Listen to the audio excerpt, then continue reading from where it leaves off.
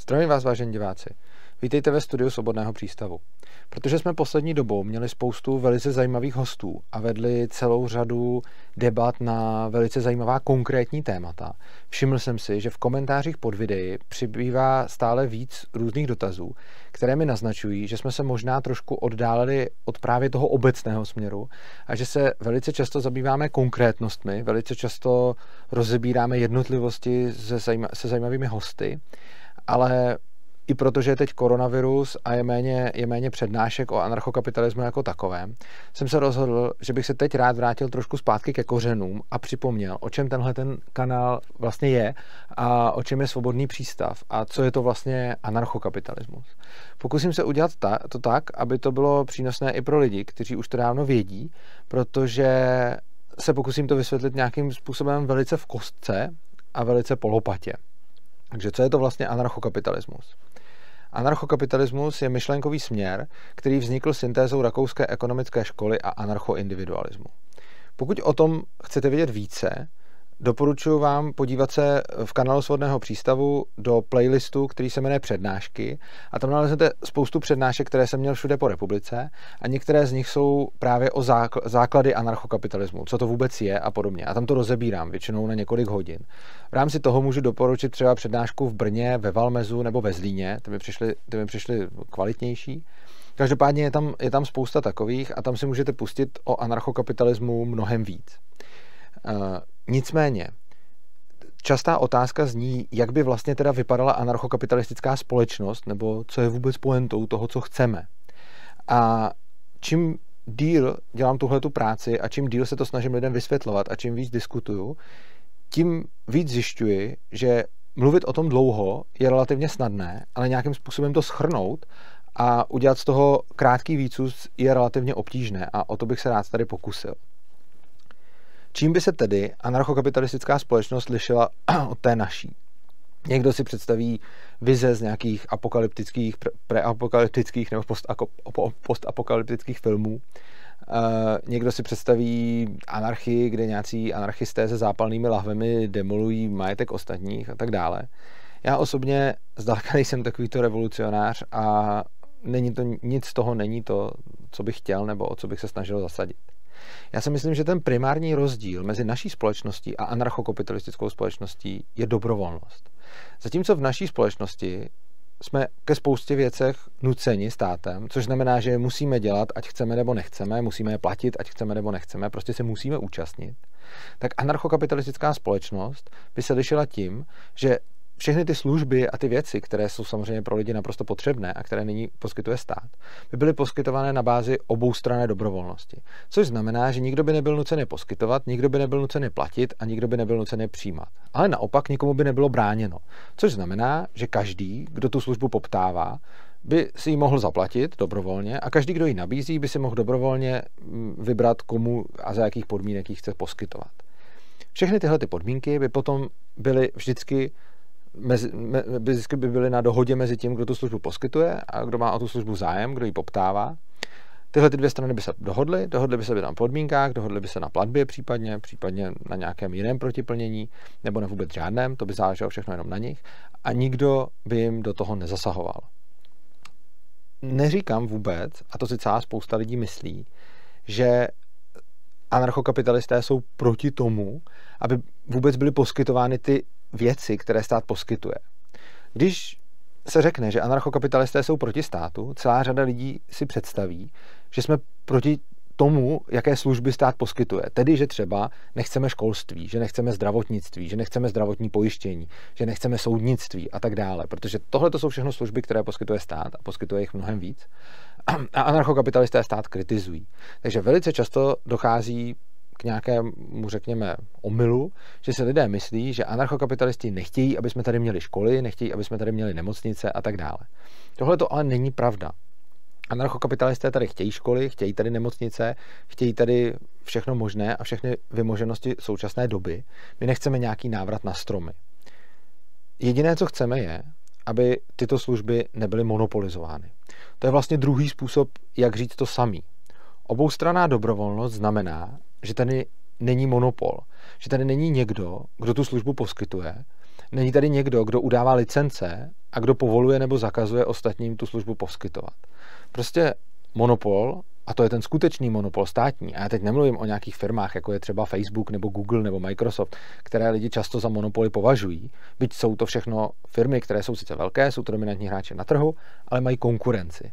Já tady mluvím o odvětvích, jako je třeba školství nebo zdravotnictví a tak podobně, kde ta konkurence v podstatě není, respektive je pouze tam, kde ji ten monopolista, tedy stát, explicitně povolí a za podmínek, za jakých tu konkurenci povolí. Takže druhý způsob, jak popsat anarchokapitalismus, je, že nechceme monopoly. Nechceme, aby v klíčových odvětvích a vlastně v žádných odvětvích lidské činnosti byl nějaký monopolista, který by určoval všem ostatním, jestli vůbec můžou nějaké služby poskytovat a pokud ano, tak za jakých podmínek je mohou poskytovat.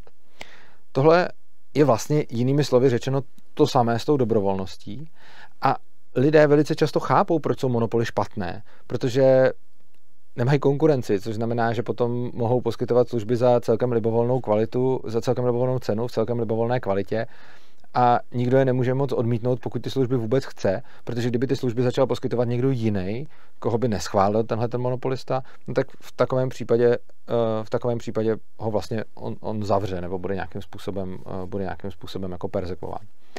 Což v podstatě znamená, když se podíváme třeba na to školství, tak prostě teď, když chcete provozovat školu, tak musíte jít na ministerstvo a tam vám ji musí povolit. A pokud vám ji nepovolí, tak ji prostě nemůžete poskytovat. A je úplně jedno, že je spousta lidí, kteří by chtěli své dítě dát do vaší školy, ale vy prostě, když nedostanete povolení od státu, tak tu školu provozovat nemůžete. Ať už z jakéhokoliv důvodu. To, co chtějí anarchokapitalisti, je, aby pokud někdo se rozhodne, že bude poskytovat školu, aby bylo jenom na něm, jakým způsobem ji poskytuje. A na druhé straně, aby bylo zase jenom na těch rodičích a těch dětech, jestli jsou s jeho službami spokojeni nebo nejsou. A podle toho se vyberou, podle toho se rozhodnou, jestli mu budou nebo nebudou za to něco platit a jestli se toho budou účastnit. Je to zase ta oboustranná dobrovolnost a řekněme demonopolizace. Takže anarchokapitalismus je v podstatě absolutní demonopolizace. Další způsob, jak se na to podívat, je vlastně absolutní decentralizace. Jo? Teď jsme si řekli absolutní demonopolizace, ale další věc je absolutní decentralizace. Decentralizace až na úroveň jednotlivce. Jo? Často vidíme, když se třeba baví o právu na segregaci určitého území, v nějakého státu a tak podobně, tak je to prostě celé o tom, že nějaká skupina lidí se rozhodne, že si chce dělat něco jinak, než jim říká nějaká centrální vláda. A anarchokapitalismus je v podstatě jako princip subsidiarity doveden až do úplného extrému. Nebo dalo by se říct, že prostě decentralizace na úroveň jedince je v podstatě anarchokapitalismus. Decentralizaci můžeme vidět všude možně, můžeme ji vidět třeba na internetu, můžeme ji vidět v případě jako počítačových sítí a tak dále. Čím dál tím víc je to diskutované téma, protože ona decentralizace má obrovskou výhodu, třeba když se podíváme na kryptoměny a podobně, že tam nemá žádnou tu centrální autoritu, která říká všem, co mají dělat a všichni ty lidi se musí nějakým způsobem domluvit.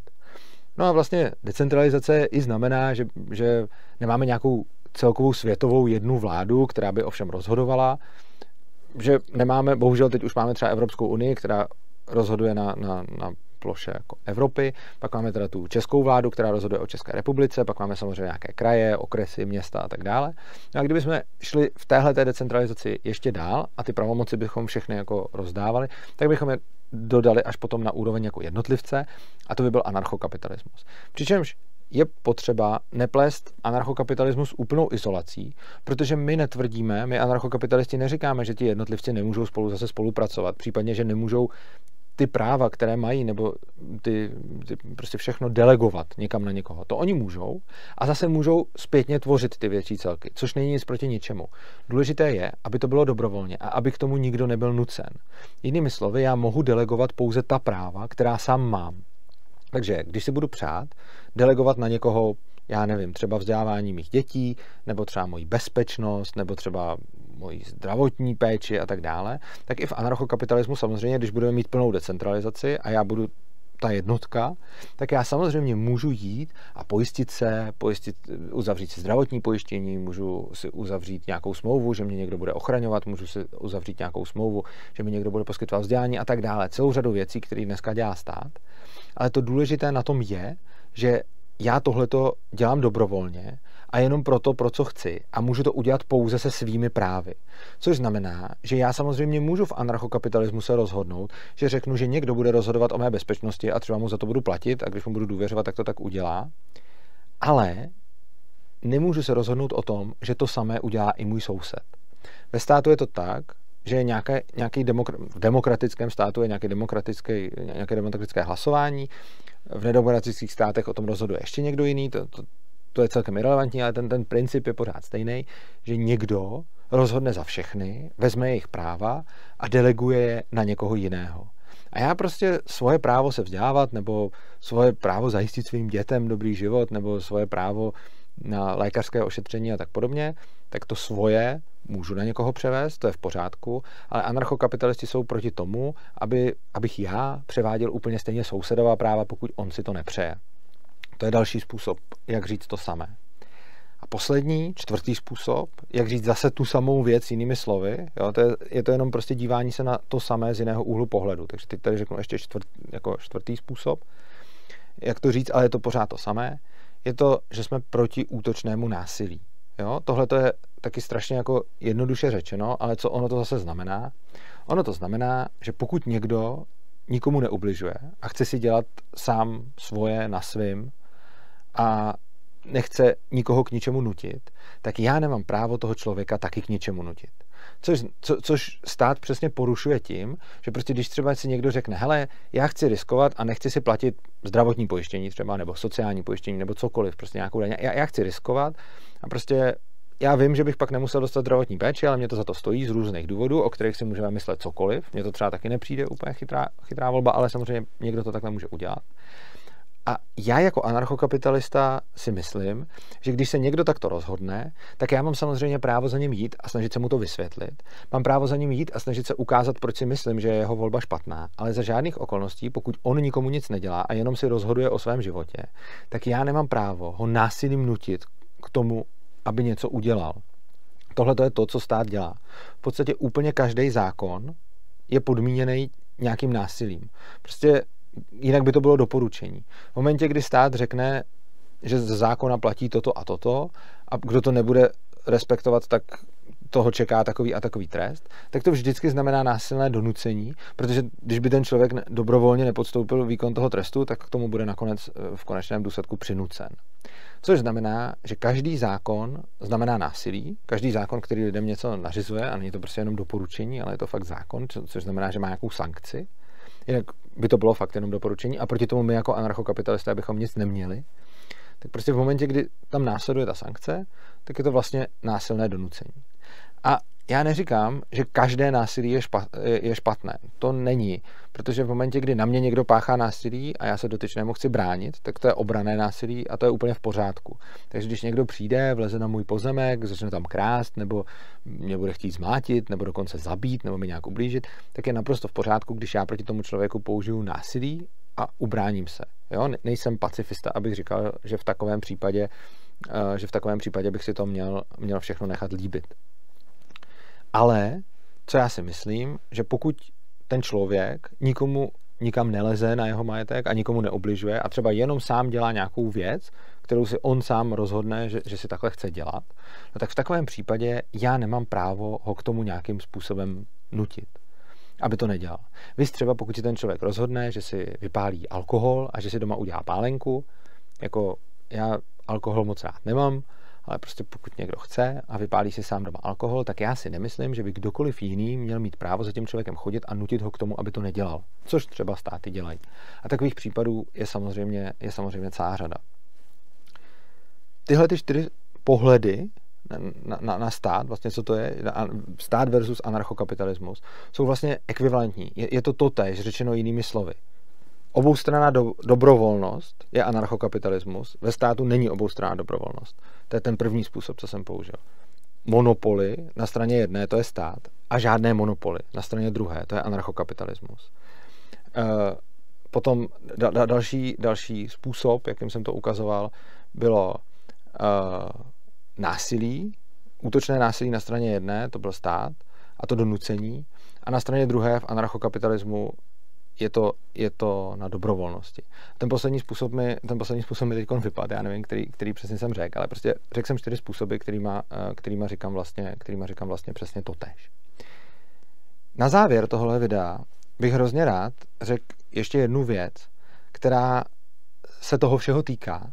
A možná bych tyhle 4 abstraktní principy zkusil uvést na nějakém příkladu, který by ukazoval, jakým způsobem vlastně o těch věcech přemýšlím a jakým způsobem k tomu celému přistupuju. Když se podíváme na velice jako poslední dobou diskutovaná téma, jako je třeba očkování, nebo teď v poslední době i vzhledem k tomu, co se děje v Polsku, diskutované potraty, nebo třeba domácí porody, to se teď taky poslední dobou řeší, tak jedna věc je, jaký je můj osobní názor na tyhle všechny 3 věci. Můj osobní názor je, že mi přijde rozumné nechat se očkovat proti některým nemocím. Neříkám, že proti úplně všem, ale rozumně mi přijde rozumné nechat se očkovat proti některým nemocím. Za druhé, jsem osobně proti potratům.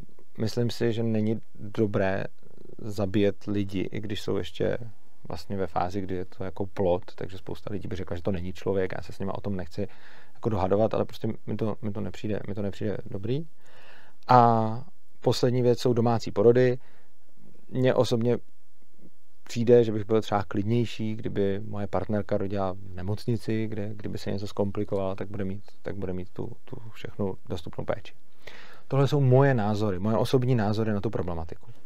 Na druhou stranu, když potom dojde na celospolečenskou diskuzi o tom, jak to má být nastavené, tak já osobně jsem zásadně proto, aby tyhle ty věci byly povolené a aby se každý mohl vybrat, jak chce. Což znamená, že si myslím, že je věcí každé matky, jestli chce svému dítěti poskytovat svoje tělo, což znamená, jestli to poskytování toho těla pro to dítě chce v nějakou chvíli ukončit a tím pádem ukončit i život toho dítěte, byť mně osobně se to nelíbí. Úplně stejně, když nějaká matka chce rodit doma, tak si zase myslím, že je to primárně její záležitost, protože samozřejmě můžeme říct, že to přináší vyšší riziko pro to dítě, což může být i pravda. Na druhou stranu problém je v tom, že v podstatě každé jednání rodičů můžeme nějak zhodnotit, jestli přináší riziko pro to dítě nebo ne. Třeba když ten rodič s tím dítětem sportuje, tak můžeme říct, že to přináší tomu dítěti riziko, a tak bychom to měli zakazovat. To mi taky nedává úplně smysl. No, poslední, o čem jsem mluvil, je očkování. Přijde mi, že očkování proti některým chorobám je velice žádoucí, protože následky té choroby jsou mnohem horší než následky toho očkování. Na druhou stranu, když je někdo přesvědčen o tom, že se očkovat nechce, ať už z jakýchkoliv důvodů, a ať už jsou to důvody, jako, které já můžu uznávat nebo nemůžu uznávat, nebo si o nich můžu myslet cokoliv, protože já si o těch důvodech někdy myslím, o některých důvodech některých těch lidí si myslím, že nejsou zrovna moc chytré a už vůbec ne nějakým způsobem evidence-based. A to je prostě můj pohled na svět. Pokud oni mají jiný pohled na svět, já jsem pro, aby oni se očkovat nemuseli, ale samozřejmě s tím, že potom si za to mají nést plnou zodpovědnost, což znamená, že společnost je může, když bude chtít, jako ostrakizovat a tak, a nikdo by neměl být nucen se s takovým člověkem jako setkávat, pokud nechce. Jo? Když prostě se budu chtít setkávat jenom s očkovanýma, tak mi v tom nikdo nemá bránit. Tyhle 3 příklady jsem řekl na to, abych ilustroval princip toho anarchokapitalismu a svobody a vůbec jako libertariánských úvah. Teď je úplně jedno, jaké já osobně zastávám v těchto věcech názory. To, co tím chci ukázat. A fakt prosím, když tak v debatě se tomuhle teď vyhneme, já to rozebírám leckde jinde a můžeme se o tom pobavit jinde. Teď je vlastně úplně irelevantní, co já si myslím o těch jednotlivých otázkách. To, co tím chci předat, a vlastně můžu dodat ještě 4. podobnou. Já jsem absolutní zarytý nekuřák. Za celý život jsem vykouřil 1 cigaretu ve videu, který jsme měli právě o zákazu kouření. Ale myslím si zase, že je jen na rozhodnutí majitele hospody, jestli chce nebo nechce v té hospodě jako povolit kouření. A jsem absolutně proti tomu zákazu.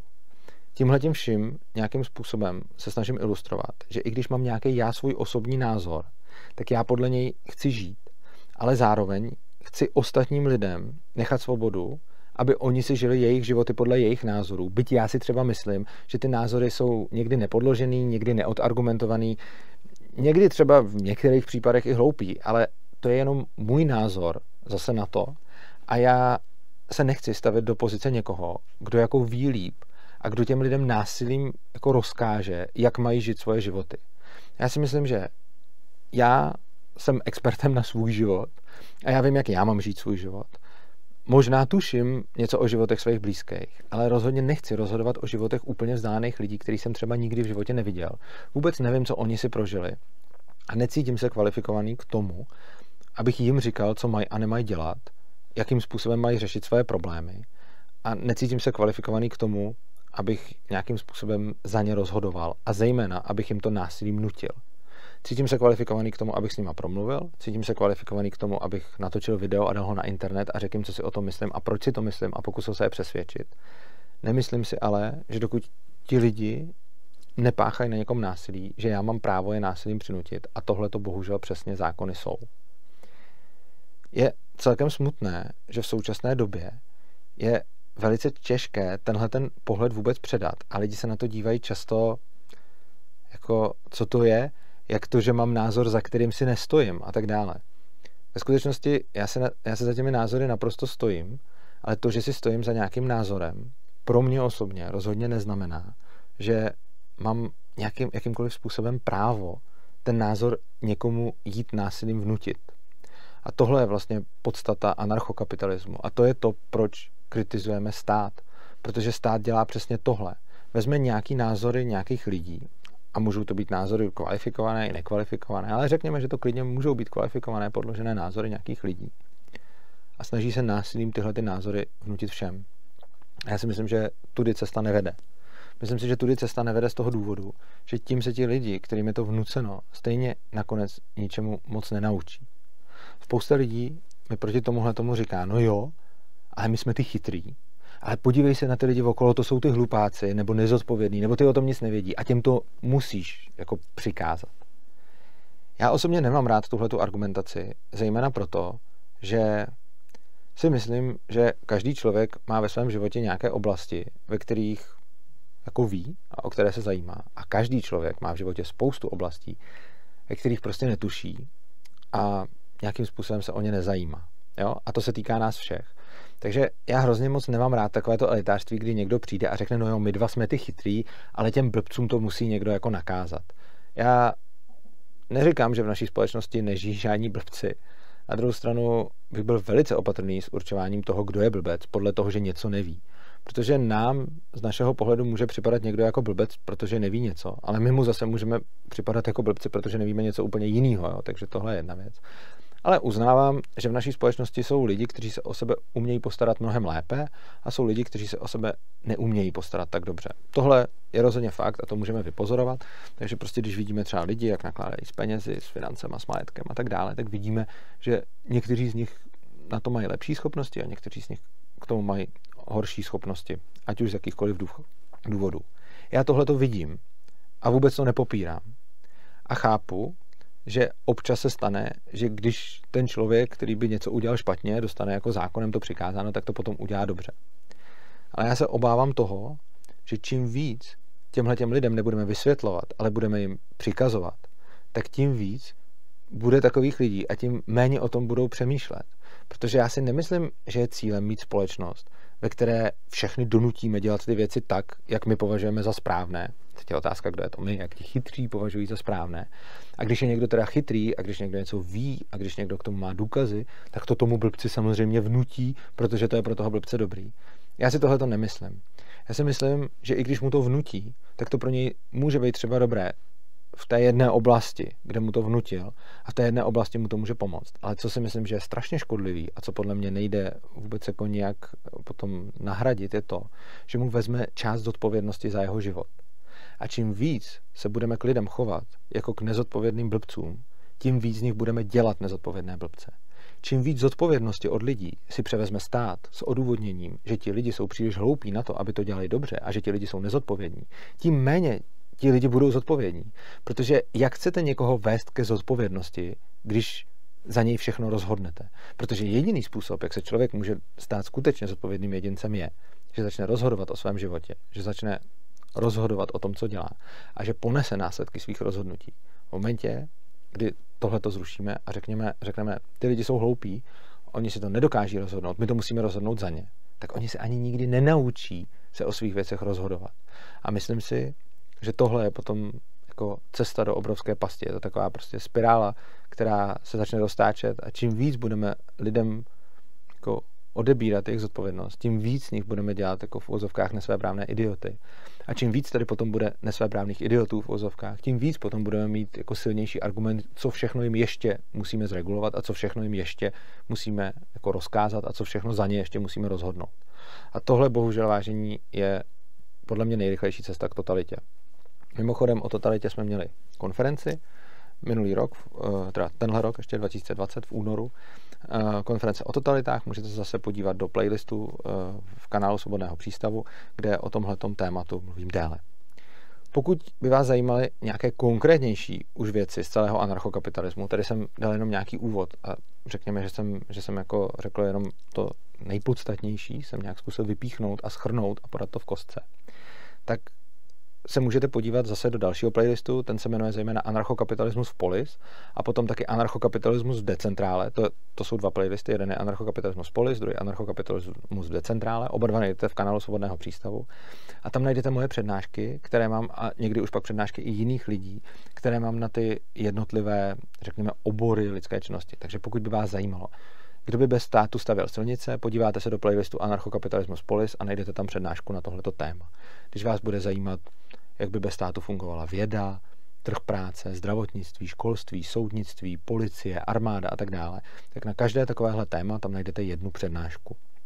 Když to nenajdete v playlistu Anarchokapitalismus polis, tak se podívejte ještě do Anarchokapitalismus decentrále, kde o tom dál přednáším a vždycky se na těch přednáškách já nebo někdo jiný věnujeme tomu jednomu konkrétnímu tématu. Jo? Je to samozřejmě jako nikdy nekončící jako řekněme honba za poznáním, takže prostě i já se v tom neustále vzdělávám a vy můžete taky. Těch přednášek je tam samozřejmě hrozně moc. Ale prostě chtěl jsem udělat tohleto video, abych nějakým způsobem ukázal, co je vůbec ta pointa, co je ten základ, co je ta celá myšlenka zatím. A já budu rád, když tuhletu myšlenku nějakým způsobem podpoříte. Můžete to udělat tak, že napíšete komentář. Dokonce i když se vám ta myšlenka nelíbí, tak já věřím v dialog a věřím v to, že bude dobré se o tom bavit, což znamená, že i když se mnou ostře nesouhlasíte, i když si myslíte, že nemám pravdu, budu rád, když mi to napíšete do komentářů a když se vyjádříte a řeknete mi, v čem se podle vás mýlím. Pokud se vám tohleto zdá dobré, nebo to chcete poslouchat častěji, můžete nás podpořit tím, že nastavíte odběr našeho kanálu. To nás bude motivovat dělat neustále další videa. Samozřejmě nás podpoříte i tím, že začnete tohleto video někde šířit. Jo? Když vezmete tohleto video a dáte ho na své sociální sítě, pošlete ho svým kamarádům, pošlete ho svým známým, prostě budete ho šířit do nějakých for nebo diskuzních skupin, kde jste, internet je úžasný vynález, takže tam můžete tuhletu myšlenku šířit dál, pokud vás zaujala. Když to uděláte, tak potom samozřejmě YouTube algoritmus ještě navíc způsobí to, že videa z tohoto kanálu se budou potom víc ukazovat lidem, čím víc se na ně bude dívat, čili ono to má potom takovouhle pozitivní zpětnou vazbu. Takže mezi čím víc lidí tohleto video rozšíříte, tím líp, tím nás můžete rozhodně taky podpořit. A kdo tedy nás chce podpořit ještě víc, krom tohohle, což jsou samozřejmě neuvěřitelně cenné způsoby, jak to můžete udělat, tak potom, když se podíváte do popisku videa, tak tam uvidíte naši bitcoinovou a litecoinovou adresu, kam nám můžete poslat příspěvek v kryptoměnách, taky tam uvidíte bankovní spojení, kam nám můžete poslat nějaké koruny. A jako to úplně nejlepší, co pro nás můžete udělat, dole najdete link opristavu.urza.cz, na něj kliknete a tam zjistíte, jak nám můžete přispívat pravidelně měsíčně. My budeme nejradši za nějakou malou částku, klidně, nebo jako samozřejmě budeme nejradši za velkou částku, ale budeme radši za malou částku pravidelně, než za jednorázovou větší, protože potom budeme moct líp plánovat a budeme vědět, co můžeme nějakým způsobem dělat. Takže Svobodný přístav je skutečně nezisková organizace, která nebere žádný peníze od státu, od Evropské unie. A to, co nám pošlete, tak za to my tvoříme obsah, pořádáme akce, jako třeba tu konferenci, další konference teď bude snad o vzdělávání v únoru, pokud nám ji nezruší kvůli koronaviru. A snažíme se prostě dalším a dalším lidem ukazovat tuhletu myšlenku.